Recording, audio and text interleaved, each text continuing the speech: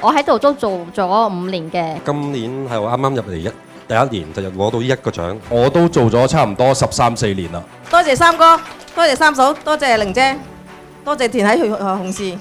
我好衷心多謝老闆凌生同埋玲姐，俾機會我加入三哥食品。呢個獎係對於我嚟講，只係過去嘅肯定，亦都係對未來嘅推動。多謝三哥三嫂對我過去1年工作嘅認可。要多謝三哥三嫂俾我呢個機會啦，仲要多謝我一班採購部嘅同事啦，佢哋教識我好多嘢。如果冇佢哋，亦冇我今日。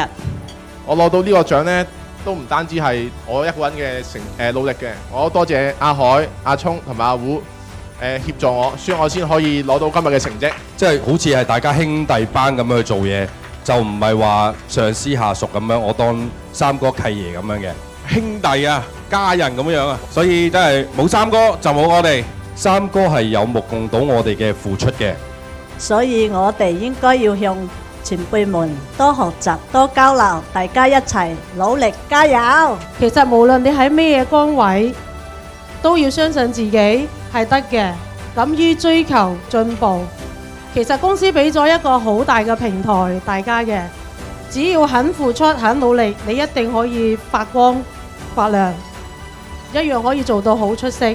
公司都好願意俾機會啲新同事，咁希望大家都去一齊努力。攞到呢個獎其實唔係一個人嘅努力，係全店都我哋堅持我哋嘅品質同埋服務。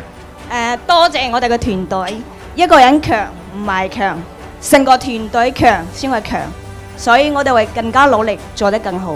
我會全心盡力為公司服務，我會繼續保持呢份初心，同大家一齊努力行落去，為公司創造更好嘅明天。多謝三哥三嫂啦，今晚咁高興，希望佢公司越做越大。咁未來呢，我會繼續做好嗰個本職工作嘅。咁祝三哥越做越大，越做越好。下年做得更好。